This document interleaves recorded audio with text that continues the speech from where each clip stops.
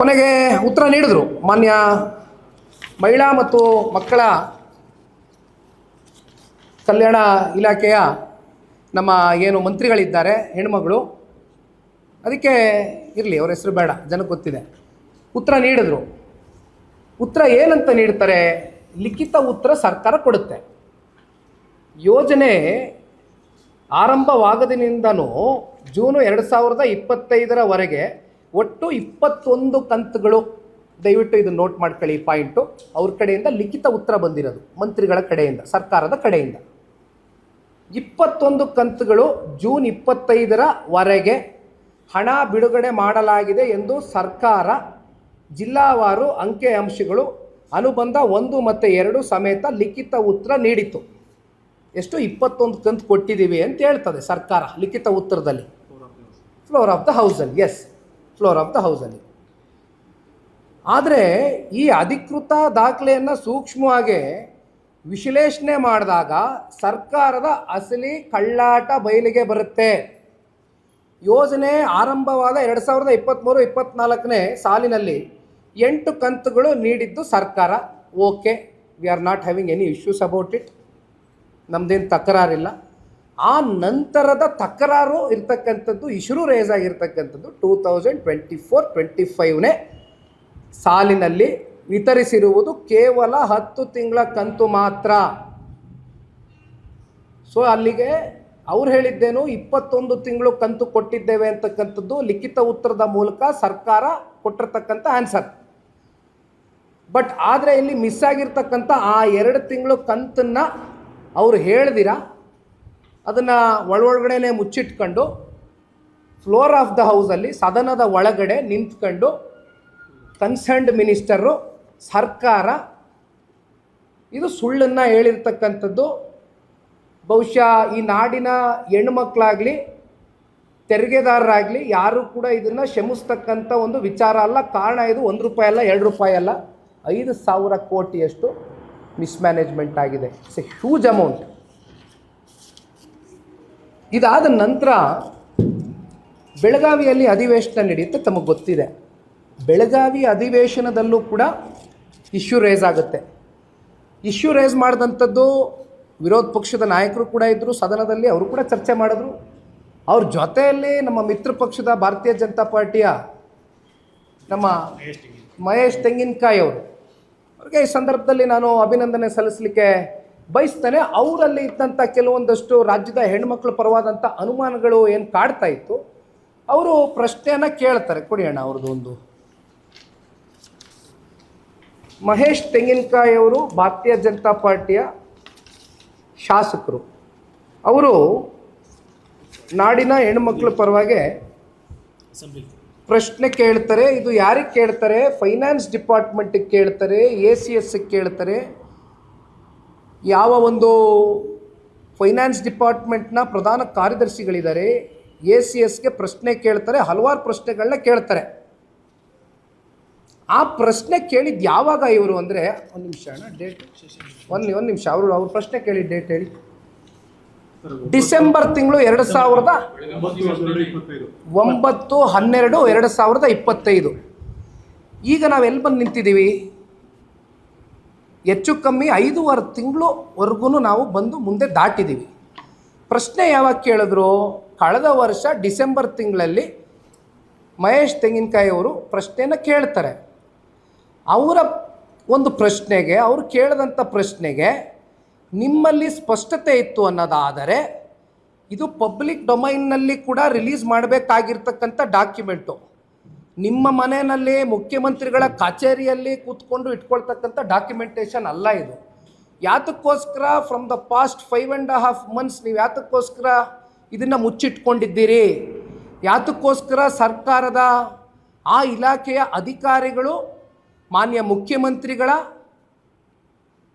ಆದಿಯಾಗಿಯೂ ನಾನು ಕೇಳ್ತಾ ಇರ್ತಕ್ಕಂಥದ್ದು, ಅಂಥದ್ದು ಏನು ನಡೆದೋಗಿದೆ ಅಂತ 5.5 ತಿಂಗಳು ನಿಮಗೆ ಸಮಯ ಬೇಕು ಉತ್ತರ ಕೊಡ್ತಕ್ಕಂಥದ್ದಕ್ಕೆ. ದಯಮಾಡಿ ನಮ್ಗೆ ವಿಚಾರ ತಿಳಿಸ್ಬೇಕು. ಏನಂಥದ್ದು ಅಲ್ಲಿ ಒಳಗಡೆ ಅಂಥದ್ದು ಏನು ನಡೆದೋಗಿದೆ, ಎಲ್ಲೋಗಿದೆ ಆ ದುಡ್ಡು? ಸೊ ಇದೆಲ್ಲ ಆಯಿತು. ಇನ್ನೊಂದು ಬಹಳ ಮುಖ್ಯವಾದಂಥ ಅಂಶ, ಬೆಳಗಾವಿ ಅಧಿವೇಶನದಲ್ಲಿ ಪ್ರಶ್ನೆ ಉದ್ಭವ ಆದಾಗ again on the floor of the house ಮಾನ್ಯ ಮಂತ್ರಿಗಳು, ಈ ಸಂಬಂಧಪಟ್ಟಂಥ ಇಲಾಖೆಯ ಮಂತ್ರಿಗಳು ಒಂದು ವಿಚಾರ ಹೇಳ್ತಾರೆ. ಆರಂಭದಲ್ಲಿ ತಾಂತ್ರಿಕ ಕಾರಣಗಳನ್ನು ನೀಡಿದರೂ ದಾಖಲೆಗಳು ತೀವ್ರ ಒತ್ತಡದ ನಂತರ ಮಾನ್ಯ ಸಚಿವರು ಸದನದಲ್ಲಿ ಅಧಿಕೃತವಾಗಿ ಹೇಳುವಂತಹ ವಿಚಾರ. ಹೌದು, ಆರ್ಥಿಕ ಇಲಾಖೆಯಿಂದ ನಮಗೆ ಸಕಾಲದಲ್ಲಿ ರೊಕ್ಕ ಬ್ರ್ಯಾಕೆಟಲ್ಲಿ ಹಣ ಬಿಡುಗಡೆಯಾಗದ ಕಾರಣ ಆ 2 ತಿಂಗಳು, ಹಾಗೆ ನೋಟ್ ಮಾಡ್ಕೊಳ್ಳಿ, ಫೆಬ್ರವರಿ ಆ್ಯಂಡ್ ಮಾರ್ಚ್ ಕಂತುಗಳು ಹಣ ಫಲಾನುಭವಿಗಳಿಗೆ ಪಾವತಿಯಾಗದೇ ಇರುವುದು ನಿಜ.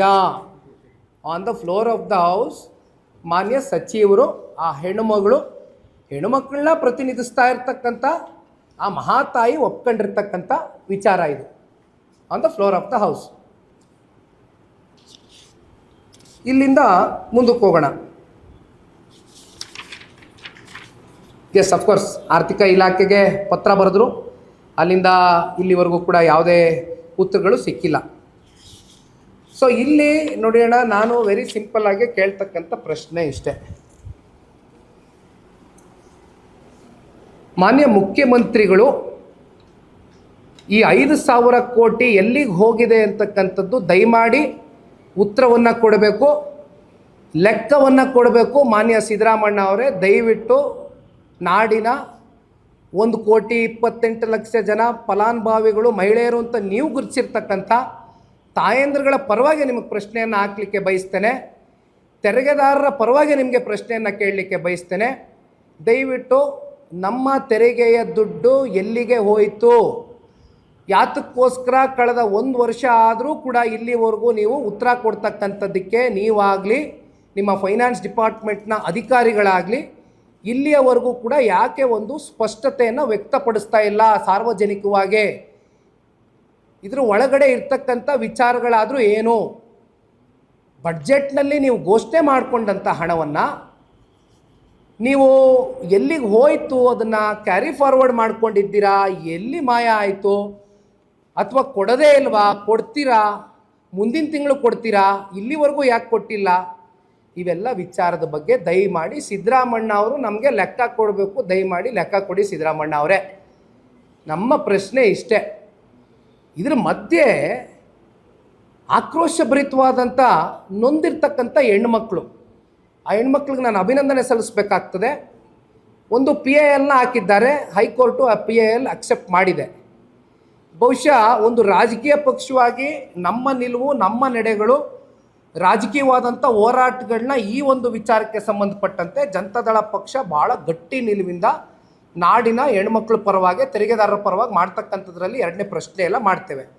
ಜೊತೆಯಲ್ಲಿ ಆ ನೊಂದಿರ್ತಕ್ಕಂಥ ಹೆಣ್ಮಕ್ಳು ಇವತ್ತು ಒಂದು PIL ಏನು ಹಾಕಿದ್ದಾರೆ, ಆ ಹೆಣ್ಮಕ್ಳಿಗೂ ಕೂಡ ಈ ಸಂದರ್ಭದಲ್ಲಿ ಅಭಿನಂದನೆ ಸಲ್ಲಿಸಲಿಕ್ಕೆ ಬಯಸ್ತೇನೆ.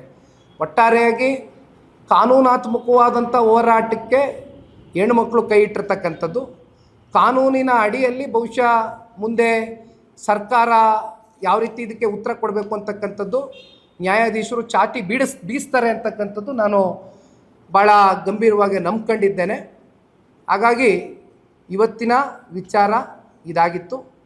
5,000 ಕೋಟಿ ಎಲ್ಲಿಗೆ ಹೋಗಿದೆ ಅಂತಕ್ಕಂಥದ್ದು ನಮಗೆ ಗೊತ್ತಿಲ್ಲ. ದಯಮಾಡಿ ಸರ್ಕಾರದ ಕಡೆಯಿಂದ ಮಾನ್ಯ ಮುಖ್ಯಮಂತ್ರಿಗಳು ತಿಳಿಸ್ಬೇಕು, ಅಥವಾ ಫೈನಾನ್ಸ್ ಡಿಪಾರ್ಟ್ಮೆಂಟ್ನ ಅಧಿಕಾರಿಗಳು ಕೂಡ ನಮ್ಮ ಮಿತ್ರ ಪಕ್ಷದ ಶಾಸಕರು ಕೇಳಿರ್ತಕ್ಕಂಥ ಪ್ರಶ್ನೆಗೆ ಇನ್ನೂ ಕೂಡ 5.5 ತಿಂಗಳಿಂದ ಉತ್ತರ ಸಿಕ್ಕಿಲ್ಲ. ಸ್ವರೂಪ್ರವರು ಕೇಳಿರ್ತಕ್ಕಂಥ ಪ್ರಶ್ನೆಗೆ ತಪ್ಪುತ್ತರ ಸಿಕ್ಕಿದೆ. ಆದರೆ ನಿಜವಾಗ್ಲೂ ಇಲ್ಲಿ ನಡೆದಿರ್ತಕ್ಕಂಥ ವಾಸ್ತವ ಸ್ಥಿತಿ ಏನಿದೆ ಅಂತಕ್ಕಂಥದ್ದನ್ನು ದಯಮಾಡಿ ಕನ್ನಡ ನಾಡಿನ ಜನತೆಗೆ ತಿಳಿಸಿ, ವಿಶೇಷವಾಗಿ ನಮ್ಮ ತಾಯಂದ್ರಿಗೆ ತಿಳಿಸ್ಬೇಕು ಅಂತಕ್ಕಂಥದ್ದು ಈ ಸಂದರ್ಭದಲ್ಲಿ ಪಕ್ಷದ ಕಡೆಯಿಂದ ನಾವೆಲ್ಲರೂ ಕೂಡ ಭಾಳ ಗಂಭೀರವಾಗಿ ಒತ್ತಡವನ್ನು ಹಾಕಲಿಕ್ಕೆ ಬಯಸ್ತೇವೆ. ಹೇಳಿದ್ನಲ್ಲಣ್ಣ, ಅದೇದೋ 150, 189 ಅಂದರೆ ಇಲ್ಲಿ 5,000 ಕೋಟಿ, ಅದಕ್ಕೆ ಹೇಳ್ತಾರೆ. ಇದ್ರ ಪ್ರಮಾಣ ನಾವು ಲೆಕ್ಕ ಮಾಡೋಕ್ಕೆ ಆಗಲ್ಲ.